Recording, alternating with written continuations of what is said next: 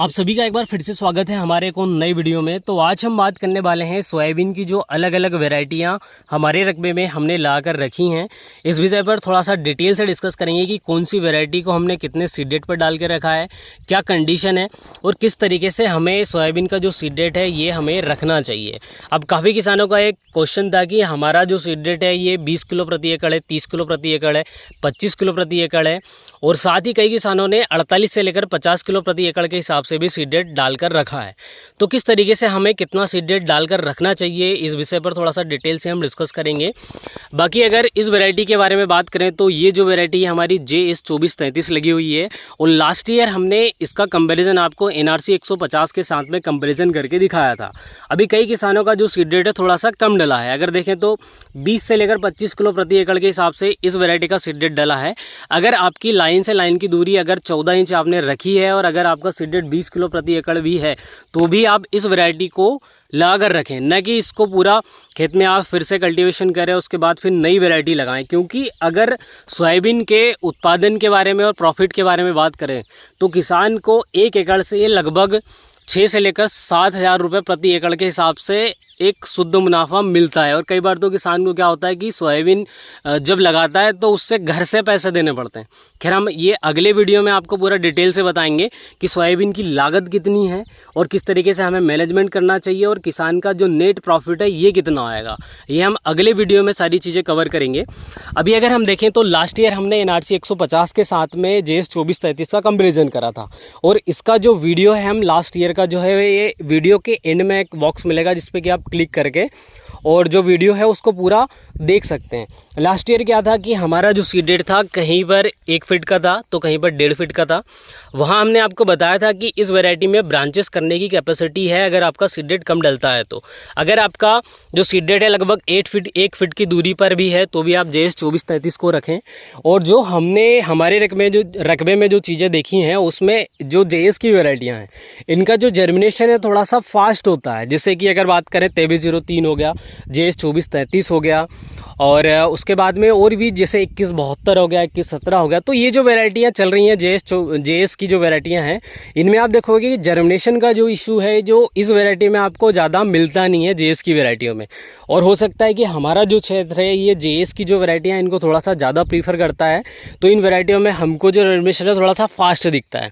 अगर आप एक ही रकबे में जैसे आपने एक रकबे में JS की वैरायटी ला कर रखी है, दूसरे रकबे में आपने RBS, RBSM और NRC की वैरायटी ला कर रखी है तो वहाँ आप देखोगे कि JS की जो वैरायटी है उसका जर्मिनेशन आपको थोड़ा सा फास्ट दिखेगा। इसलिए हमारे यहाँ जो JS की वैरायटी है इनको थोड़ा सा ज़्यादा प्रीफर करते हैं।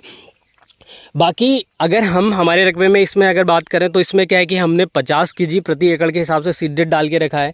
अगर आपका सीड डेट काफ़ी ज़्यादा है तो ये जो वैरायटी क्या करती है कि हल्की सी अगर देखें तो जो इसका स्टेम है थोड़ा सा पतला आता है तो 2-3 पौधे आपस में मिलकर और फिर स्ट्रेट चलते हैं। इस तरीके से अगर आपका सीड डेट ज़्यादा है तो, अगर कम सीड डेट है तो ये ब्रांचेस कर लेती है। इस तरीके की ये वैरायटी है। अगर आपका सीड डेट कम डला है तो भी इस वैरायटी को आप रखें। इस वैरायटी को क्या कोई सी भी वैरायटी अगर आपकी 20 kg प्रति एकड़ के हिसाब से डली है तो भी आपको रखना चाहिए, न कि उसको आपको फिर से आप बकरें हैं फिर से उसको लगाएं। क्योंकि ये ज़रूरी नहीं है कि आप फिर से जो वैरायटी लगा रहे हैं वो भी आपको 100% तक पूरा जो सीड है उसका जर्मिनेशन मिलेगा और फिर जो वैरायटी है वो आपको 8 से 10 कुंटल प्रति एकड़ के हिसाब से उत्पादन देगी। क्योंकि आप फिर से अगर कोई वैरायटी को लगाओगे तो अगर उसका 4 से 5 कुंटल प्रति एकड़ के हिसाब से उत्पादन मिल रहा है और इस वैरायटी का अगर आपको 3 से 4 कुंटल प्रति एकड़ का उत्पादन मिल रहा है जो कि आपको 20 kg प्रति एकड़ के हिसाब से आपने सीड डेट डाल के रखा है तो ये ज़्यादा पुराती है। मतलब ये बेहतर है उससे बेहतर कि जबकि आप इसको पूरा कल्टीवेशन करें और फिर नई वैरायटी लगाएं। क्योंकि इसमें 2-3 चीज़ें होंगी। एक तो आपका 50 kg प्रति एकड़ के हिसाब से और फिर से आप सीड डेट डालोगे क्योंकि आप थोड़ा सा अपने आप को ये समझोगे कि थोड़ा सा हम लेट हो चुके हैं, लगभग 10 से 15 दिन हम लेट हो चुके हैं जिसमें कि आसपास की जो सभी फसलें ये कट जाएंगी तो हमें लास्ट में थोड़ी सी प्रॉब्लम आएगी। इसमें क्या है कि किसान थोड़ा सा सीड डेट तेज़ डालता है और फिर क्या होता है कि जो सीड का साइज़ है थोड़ा सा कम बनता है, सीड प्रॉपर तरीके से उतना साइज़ ले नहीं पाता। तो हमारा ये कहना है कि अगर आपकी 20 kg प्रति एकड़ के हिसाब से भी आपकी अगर सोयाबीन की वैरायटी लगी हुई है तो आप उसको ना बखरें ना उसको कल्टीवेशन करें, उसी को रखें।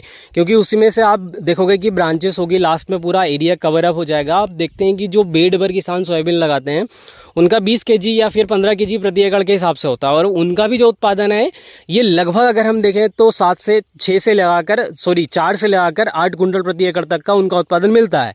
तो आपने पूरे एरिया में अगर आपके जो प्लांट प्रपोर्शन है थोड़ी सी अगर कम है तो उसको एरिया थोड़ा सा ज़्यादा मिलेगा, उसको ब्रांचेस करने के लिए थोड़ी सी ज़्यादा जगह मिल जाएगी। तो 20 केजी प्रति एकड़ भी अगर आपका सीड है तो भी आप उसको रखें, न कि बखरे। खैर हम ये तो सारी चीज़ें लास्ट वीडियो में, जो अगला वीडियो हमारा उसमें हम कवर करेंगे कि प्रति एकड़ किसान को उत्पादन कितना मिलता है और उससे प्रॉफिट नेट कितना मिलता है। ये पूरा हम एक एक चीज़ इसमें कवर करने वाले हैं। और ये चीज़ें हम काफ़ी पहले करने वाले थे, लेकिन क्या है कि समय का थोड़ा सा अभाव था, इसलिए हमने आपको सारी चीज़ें हम बता नहीं पाए। अब हमारी क्या है कि हमारे जो रकबे हैं उसमें हमने 5 अलग अलग वैरायटी को ला कर रखा है, और जिसमें कि हमने सारी वैरायटियों को रोड पर ही फ्रंट पे ला कर रखा है, ताकि आते जाते हम आसानी से उन्हें नोटिस भी कर पाएँ। और अगर क्या होता है कि कई बार किसान, अगर बारिश चलती है या फिर कोई विज़िट के लिए किसान आते हैं तो यहाँ से थोड़ा सा उधर लंबा जाना थोड़ा सा ज़्यादा वो पड़ जाता है, इसलिए हमने फ्रंट पे सभी वैरायटियों को ला कर रखा है। रोड पे फिर सिर्फ किसानों को यहाँ पर आना है और रोड से ही सारी वैरायटियाँ आपको दिख जाती हैं। अब यहाँ हमारी JS 2433 है, उसके बाद फिर एक वैरायटी हमारी यहाँ से यहाँ तक है, और उसके बाद फिर जो हमारा वो रकबा है उसमें हमने 3 वैरायटी अलग अलग तरीके से ला कर रखी हैं। और इसमें कुछ पुरानी वैरायटियाँ हैं, कुछ नई वैरायटियाँ हैं, JS की और NRC की दोनों ही वैरायटी हमने ला कर रखी है। RBS और RBSM की वैरायटियों को हमने हमारे रकबे में अभी तो नहीं लगाया है। और अगर JS की वैरायटियाँ देखें तो हमारे यहाँ थोड़ी सी ज़्यादा पसंद करते हैं। मेरी पर्सनली NRC की 2 वैरायटियाँ बहुत ज़्यादा पसंद करता हूँ, जैसे कि NRC 142 में जो फलियाँ हैं 3 दाने की आती हैं, स्टार्टिंग में बहुत स्लो चलती है लेकिन बाद में ये पूरा अपने आप को कवर कर लेती है।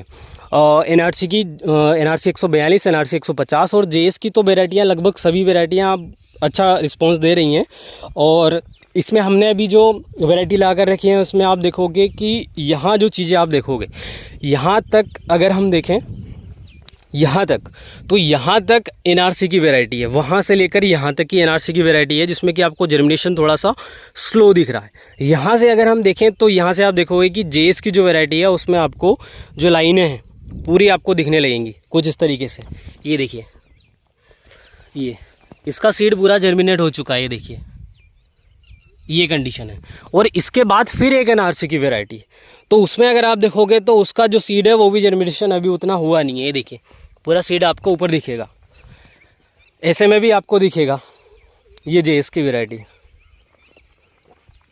और NRC 150 जैसे अगर हम लगाते हैं तो लगभग 4 से 5 कुंटल प्रति एकड़ का हम एक FD कर लेते हैं। कैसे FD कर लेते हैं, देखिए क्या होता है कि कई बार हमारी जो फसल फ्लावरिंग स्टेज पर होती है तब क्या होता है कि जैसे बारिश बहुत अधिक हो जाना या फिर बारिश का कम होना या फिर हम स्प्रे नहीं कर पाते हैं, तो क्या होता है कि NRC की जो 150 वैरायटी, इसमें आप अगर आप लगाते हो तो इसकी जो फ्लावरिंग है 30 से लेकर 65 दिनों तक चलती है। अब ऐसी कंडीशन में जो क्लाइमेट है कितना ही ख़राब हो जाए, लेकिन इसका जो डैमेज परसेंटेज है ये लगभग अगर हम देखें तो इसमें जो डैमेज है लगभग 15 से 20% होगा, इससे अधिक होगा नहीं। क्योंकि इसमें क्या है कि जो फ्लावरिंग आती रहती है, फिर फल सेट होता रहता है, फिर फ्लावरिंग आती है, फल सेट होता रहता है। वो लास्ट में इसमें एक चीज़ आप देखोगे कि लास्ट में 75 से 80 डेज़ के समथिंग इसमें जो नमी है आपके रकबे में होना ज़रूरी है। इसका कारण ये है कि NRC 150 क्या करती है कि लास्ट में जो फलियाँ हैं उसमें दाना भराना स्टार्ट होता है 75 डेज़ के बाद में, लगभग 80 डेज़ 85 डेज़ में। और उसके बाद में अचानक से जो फलियां हैं पूरी जो देखोगे आप पूरी परिपक्व हो जाएंगी और पूरा जो दाना है पूरा कवर अप हो जाएगा। अगर आप 75 डेज़ तक देखोगे तो जो फलियां उस पर दाना ही नहीं बनता है, फलियां लगती ज़रूर है लेकिन उस पर दाना पूरा जो फिलअप है ये होता नहीं है। तो लास्ट में जो एंडिंग है उसमें मॉइस्चर होना थोड़ा सा ज़्यादा जरूरी। देखिए लास्ट में मॉइस्चर तो खैर होता ही है, और इस प्रकार की अगर मिट्टी देखें जिसमें कि थोड़ी सी वाटर होल्डिंग कैपेसिटी ज़्यादा रहती है, यहाँ पर 150 का जो उत्पादन है आपको थोड़ा सा ज़्यादा दिखेगा। बाकी ये JS की वैरायटी आप देखोगे तो यहाँ पर फिर आपको जर्मिनेशन है थोड़ा सा स्लो दिखेगा। अभी इसमें कुछ निकल रही है लेकिन फिर भी थोड़ी सी स्लो निकल रही है, जैसे कि यहाँ पर आप देखोगे थोड़ा सा निकल चुकी है, यहाँ पर निकल चुकी है, लेकिन उतना ज़्यादा निकली नहीं है, अभी निकलने वाली है कुछ। खैर ये चीज़ें तो चलती रहेंगी। बाकी आपने कौन सी वैरायटी ला कर रखी है और लास्ट ईयर आपको कितना क्या उत्पादन मिला था और किस तरीके से आपने आपके रकबे में ला कर रखी है, उसके बारे में थोड़ा सा जो भी है आप कमेंट बॉक्स में कमेंट के माध्यम से आप बताते रहें, तो और भी बढ़िया तरीके से जानकारी किसानों को मिलती रहेगी। बाकी आज के वीडियो में इतना ही।